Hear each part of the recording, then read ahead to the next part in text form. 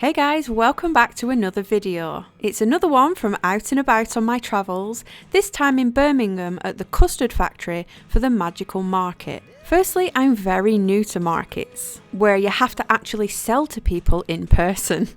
Usually I only ever do wedding fairs, so this is slightly different where I have card machines and money and products to contend with. The setting up of the table though isn't all too different. I still have my backdrop, which is just a white curtain, that I then place my logo over, and I also have a super colourful tablecloth which represents my brand.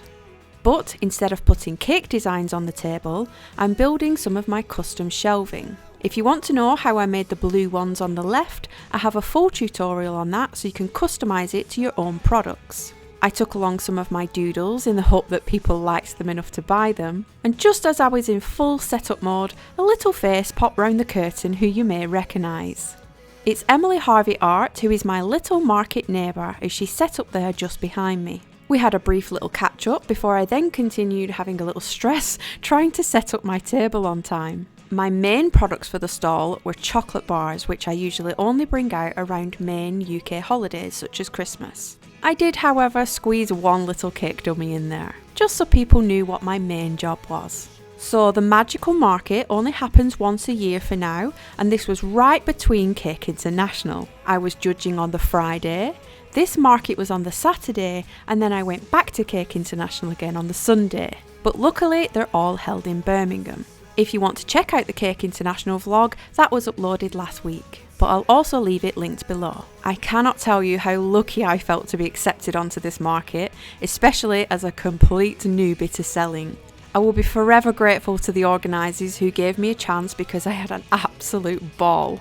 It was an amazing day just to be amongst a room full of people who all had shared interests of geeky, Disney, magical, pop culture items and gifts from some really creative small businesses. So this was my little stall all set up, and then I quickly had a little run around before opening time to capture a few of the other vendors. This is Tales of Toria. My brigadiers may notice these, as I did send some out in a recent cherry mail. Lots of bath bombs and scented stuff on offer. Then we have Bethany Walker Designs, who has a huge, massive array of enamel pins inspired by lots of Disney landmarks. Then Scaro Crafts. I did pick something up from this stall, and they sell an array of pins, jewellery, notepads and stationery. Sugar Shell is absolutely amazing, royal iced biscuits, and they are iced to absolute perfection. They are so incredibly neat and she's super talented. Next to this we had M and the Terrazzo, lots of really nice pastel-y effects, which is similar to the Disney one I have on my desk at work. These guys didn't seem to have a business card on hand to show you, but this would be Abby's actual dream stall. Lots of Nightmare Before Christmas stuff and slightly darker designs. I then visited Jess from Wish Upon a Rainbow. She is absolutely incredible at making all types of bags. She does show a little bit of behind the scenes on her Instagram stories. Again, super talented and all handmade.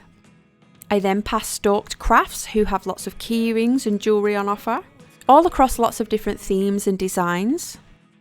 Triton's Treasures is always a popular stall. I did pick up something from here as well. Their jewellery is absolutely adorable, but they also do phone cases, Apple Watch straps and bags.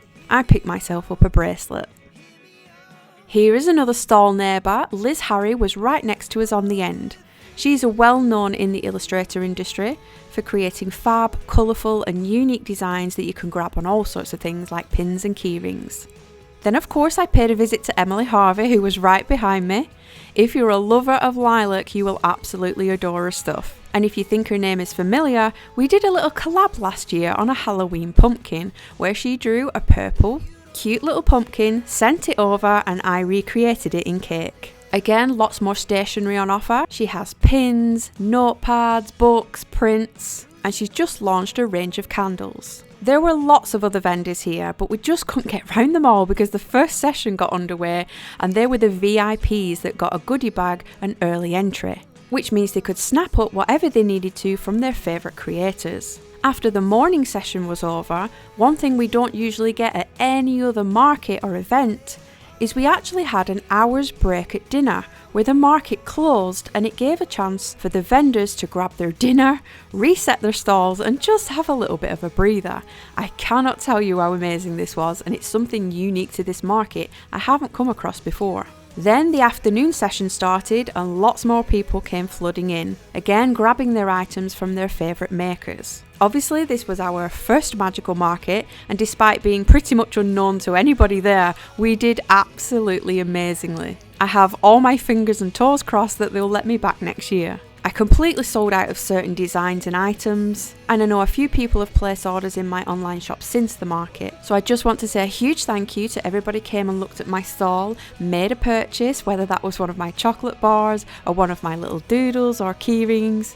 It seriously meant a lot. And also thanks to the organisers, because I wouldn't have had this experience had they not welcomed me on board to be part of the very selected supplier list. I will leave them linked below because tickets to attend the market as a buyer do sell out super fast. So make sure you go and follow them on Instagram for all their updates and if you want to grab a ticket for yourself next year. I know I haven't done a market before properly, but I have attended wedding fairs and stood at things similar, and I have to say this was one of my favourites hands down, from both a vendor perspective and as a buyer. I managed to pick up quite a few little Christmas bits from the stalls and businesses, and also discover some brand new ones that I get to follow on Instagram. Apologies to those businesses I didn't get round to featuring, because once those doors open, there really is a buzz and a rush, which is just unmatched. Just a short and sweet video this week, but I did want to document my first proper market just to remember what it was like, and hopefully give you a little bit of information if you want to visit in the future. Hopefully, fingers crossed, they will expand the market so it happens more than once a year and maybe even in different parts of the UK. But for now, they're absolutely smashing it, and I've loved finding new businesses to follow and chat to in the process. I would show you my mini haul that I got, but like I said, a lot of them are presents. But thank you to all of those who shared their hauls on Instagram and tagged me in all your images. Tagging means a huge deal to a business. Right, I'm going to stop gushing now, I'm going to go, but hopefully you enjoyed this video and I'll see you again in the next one. Bye guys.